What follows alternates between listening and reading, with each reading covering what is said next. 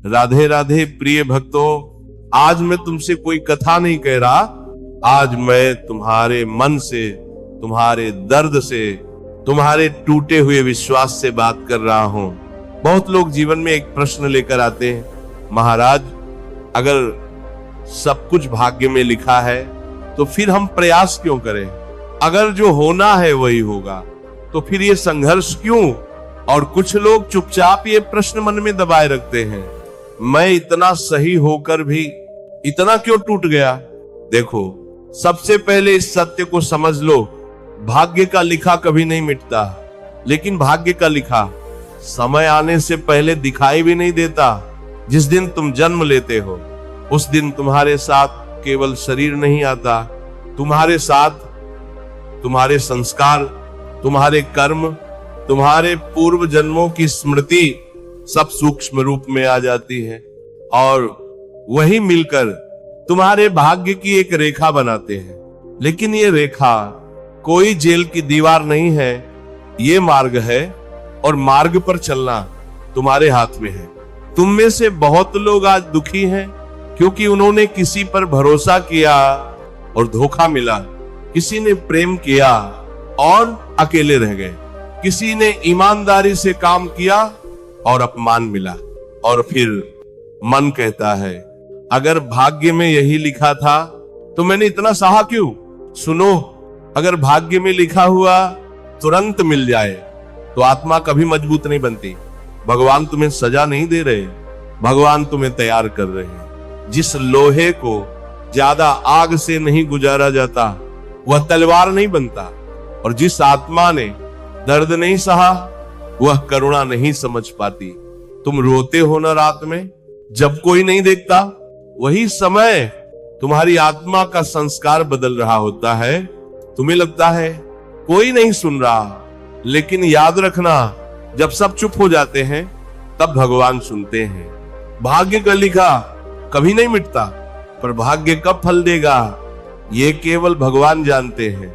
किसान बीज बोता है पर वह रोज मिट्टी खोदकर बीज नहीं देखता, वह धैर्य रखता है, और जो धैर्य रख लेता है उसके जीवन में भगवान स्वयं उतर आते हैं।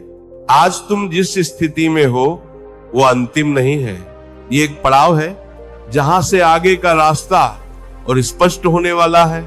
लेकिन शर्त एक है, तुम शिकायत बंद करो।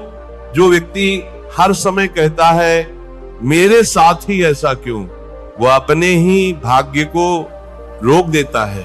और जो कह देता है हे प्रभु, अगर यही तुम्हारी इच्छा है तो मुझे शक्ति दो सहने की, उसके लिए भाग्य स्वयं रास्ता बदल देता है। तुम्हें पता है सबसे बड़ा दुर्भाग्य क्या है? कम होना नहीं, हार जाना नहीं, बल्कि ये मान लेना कि अब कुछ बदल नहीं सकता। यही सबसे बड़ा पाप है, आशा छोड़ देना। क्योंकि जहां आशा होती है वहां कृष्ण खड़े होते हैं, और जहां निराशा होती है वहां मनुष्य अकेला हो जाता है। आज तुम पीछे मुड़कर देखो, क्या तुम्हारे जीवन में ऐसा नहीं हुआ कि जो समय सबसे बुरा लगा वही बाद में सबसे बड़ी सीख बन गया? तब तुमने भी कहा था अगर वह न होता तो मैं आज यहां न होता। तो फिर आज क्यों डरते हो? जो लिखा है वह मिलेगा ही, लेकिन उससे पहले तुम्हें भीतर से तैयार होना पड़ेगा। अगर भगवान तुम्हें आज ही वह सब दे दे जिसके तुम योग्य नहीं बने, तो वही चीज तुम्हारे पतन का कारण बन जाएगी। इसीलिए देर होती है। देरी अन्याय नहीं है, देरी तैयारी है। तुम्हें गिराया गया ताकि तुम अहंकार छोड़ो, तुम्हें तोड़ा गया ताकि तुम भगवान को पुकारो, तुम्हें अकेला किया गया ताकि तुम जान सको कि संसार का सहारा झूठा है। और जब ये समझ आ जाती है तब भाग्य की गांठ अपने आप खुलने लगती है। बहुत लोग कहते हैं महाराज हम तो अच्छे हैं फिर भी हमारे साथ बुरा क्यों? अच्छे होना पुरस्कार नहीं है, ये परीक्षा है, और जो इस परीक्षा में कड़वा नहीं बनता वही चुना जाता है। अगर तुम आज भी किसी के लिए बुरा नहीं सोच पा रहे, दर्द के बाद भी दयालु बने हुए हो, तो समझ लो भगवान तुम्हें बहुत ऊंचा ले जाने वाले हैं। भाग्य का लिखा कभी नहीं मिटता, पर भाग्य कब मुस्कुराएगा यह इस बात पर निर्भर करता है कि तुम कितनी शांति से प्रतीक्षा कर सकते हो।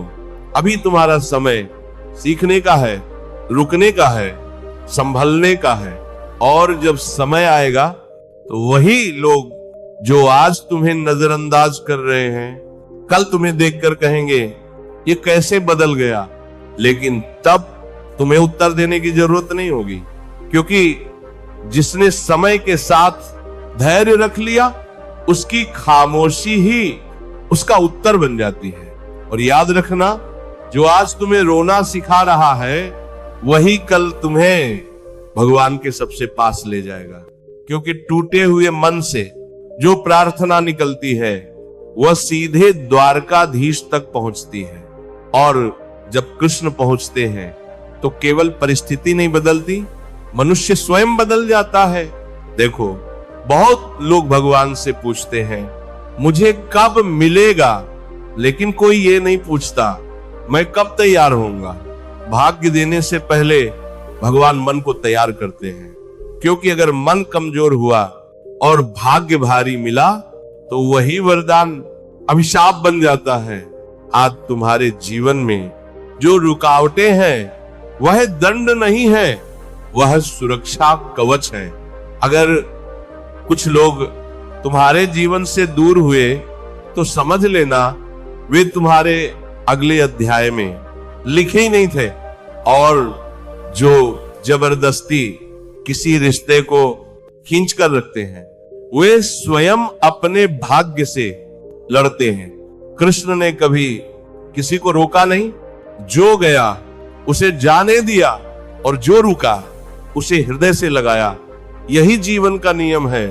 भाग्य का लिखा कभी नहीं मिटता, लेकिन भाग्य को पाने के लिए मन का साफ होना बहुत आवश्यक है। अबला, तुम्हें पता है सबसे बड़ा बोझ क्या है? अपेक्षा। जिस दिन तुमने लोगों से अपेक्षा छोड़ी उसी दिन भगवान से जुड़ गए, और जिस दिन भगवान से जुड़ गए उस दिन भाग्य की दिशा बदलनी शुरू हो जाती है। आज तुम सोचते हो मैं अकेला क्यों हूं, लेकिन याद रखना, अकेलापन अभाव नहीं है, अकेलापन अवसर है।